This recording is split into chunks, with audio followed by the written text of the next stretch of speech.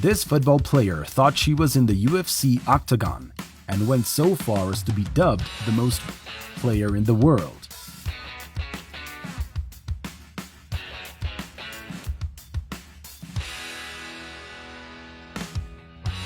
Elizabeth Lambert committed foul after foul, and they weren't questionable fouls, but rather terrible. Watch this one right here. Ooh.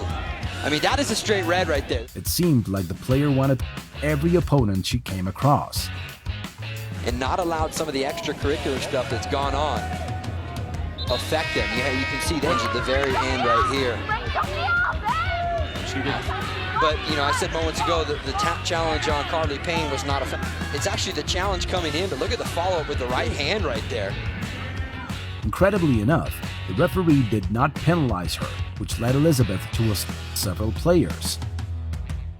They didn't really discipline her to begin with, okay? She got a yellow card, and they kind of let it go.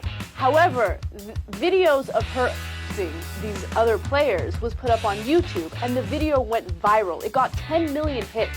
However, when the match ended, even she herself was surprised by her own actions, and despite not being expelled from the match, there were consequences. Lambert here fighting through Shumway, and not sure that they just keep going. You know, there's physical, there's rough, as you see, and then on occasion there might be just downright unsporty, and right about here where Lambert grabs Shumway and down Julie Foudy. Where's the line on this kind of rough play, please? The player from the New Mexico women's team performed a series of plays against her rivals, and the only punishment she received during the match was a yellow card. Kicked into her face. That one going to get her a yellow card. Neither the referees nor the coach nor her own teammates spoke out upon witnessing Lambert's. And it wasn't until the video went viral, causing thousands of reactions condemning this behavior, that the University of New Mexico decided to take action. She got a yellow card, and they kind of let it go. However, videos of her abusing these other players was put up on YouTube, and the video went viral. It got 10 million hits. Yeah, I saw it last week. That's right. And as soon as it went viral, that's when she got kicked out of the soccer team. And no one could believe the level of coming from this woman, who ironically was an occupational therapy student. But what also caught a lot of attention among viewers was the indifference of those refereeing the match. Julie, what about the referees here? I mean, how culpable are they in this for allowing this to go on for as long as it did? Yeah, and that's my big question. You know, as I understand, she was suspended, and I think it's good the conference is reviewing that.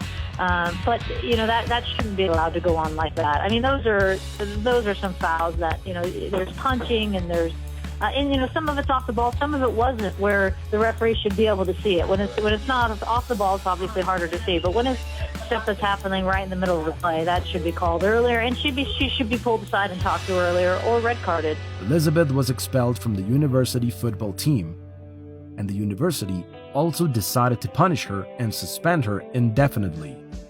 Lambert was banned for life, which cost her her career, and when asked about what happened, she said she didn't even recognize herself in those images. And not allowed some of the extracurricular stuff that's gone on affect them. You can see that at the very end right here. She did. But, you know, I said moments ago that the tap challenge on Carly Payne was not a... It's actually the challenge coming in, but look at the follow-up with the right hand right there. I am deeply and wholeheartedly regretful for my actions. My actions were uncalled for. I let my emotions get the best of me in a heated situation. I take full responsibility for my actions and accept any punishment felt necessary from the coaching staff and UNM administration. Aware of how this match and her behavior tarnished her reputation, the now former player devoted herself to making amends through good deeds. Liz Lambert is working to improve her public image after the game against BYU that shocked people around the world. Last November, you'll remember, Lambert was suspended from the soccer team after she yanked her opponent's hair and elbowed her many times as well.